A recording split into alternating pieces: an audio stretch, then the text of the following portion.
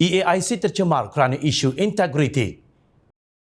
Menteri di Jabatan Perdana Menteri Undang-Undang dan Reformasi Institusi Datuk Seri Azalina Osman Said berkata, Suruhanjaya Integriti Agensi Penguatkuasaan atau EAIC sedang mengkaji keperluan memasukkan Suruhanjaya Pencegahan Rasuah Malaysia SPRM sebagai agensi penguatkuasaan di bawah seliaannya. Menurut beliau, langkah itu antara perkara dibincangkan dalam mesyuarat pertama EAIC selain meneliti cadangan pindaan kepada Akta Suruhanjaya Integriti Agensi Penguatkuasaan 2009 Akta 700 untuk mengukuhkan EAIC. Sesi perbincangan pengukuhan EAIC pertama membincangkan mandat Perdana Menteri mengenai cadangan mewujudkan badan bebas baharu dan pengukuhan EAIC bagi memantau salah laku agensi penguatkuasaan diadakan di bahagian hal ehwal Undang-Undang Jabatan Perdana Menteri BHEUU minggu lalu.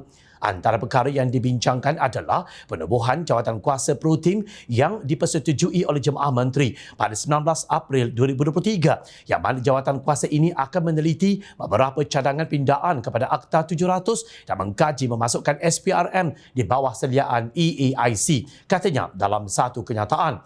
Mesyuarat tersebut turut dihadiri pengerusi EAIC Tan Sri Muhammad Siddiq Hassan, Peguam Cadang Negara Datuk Ahmad Tariruddin Muhammad Saleh dan wakil daripada EAIC BHEUU, Jabatan Peguam Negara AGC SPRM, Jabatan Perkhidmatan Awam JPA dan Jabatan Perdana Menteri yang bertujuan untuk meneliti secara lebih terperinci skop tugasan dan bidang kuasa EAIC.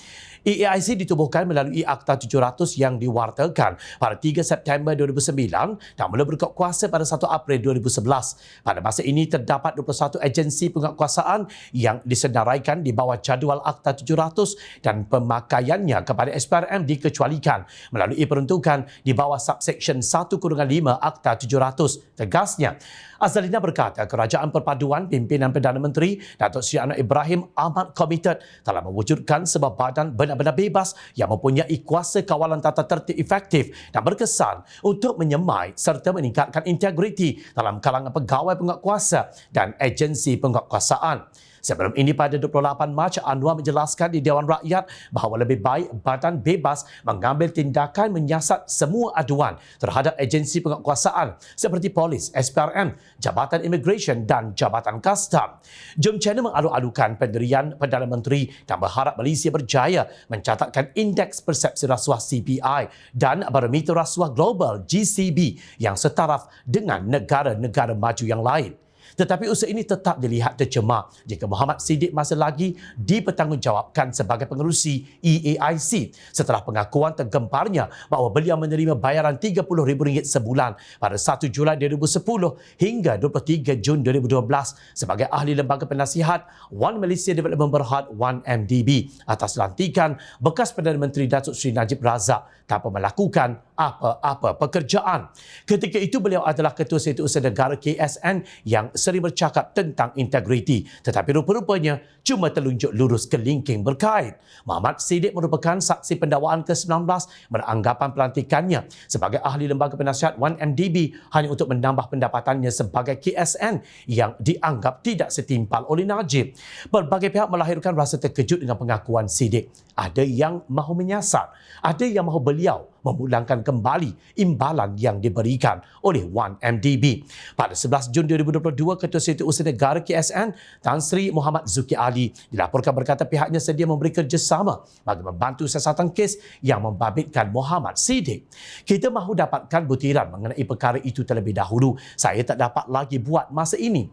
Tambahan pula, kes berkenaan telah disebut di mahkamah, jadi tak sesuai untuk saya ulas. InsyaAllah sekiranya ada apa-apa yang diperlukan oleh pihak berkaitan, kita akan tengok nanti, katanya, seperti dipetik media. Pada 14 Jun 2022 pula, Majlis Presiden Pakatan Harapan menyatakan rasa risau serta marah apabila meneliti berita berkenaan. Ini menimbulkan pelbagai tanda tanya kerana pada ketika beliau menerima bayaran-bayaran yang berkaitan dengan 1MDB ini, beliau masih memegang jawatan Ketua Setiausaha Negara, kata Majlis Presiden PH pada satu kenyataan. Hampir setahun berlalu, Muhammad Siddiq masih kekal sebagai pengerusi EAIC, seolah-olah tiada apa yang melanggar etika dan nilai moral perkhidmatan awam yang berlaku. Malaysia berada di kedudukan ke-61 pada senarai Indeks Persepsi Rasuah 2022. Kedudukan negara meningkat satu anak tangga berbanding senarai 2021 di kedudukan ke-62, tetapi ia tetap lebih rendah berbanding 2021.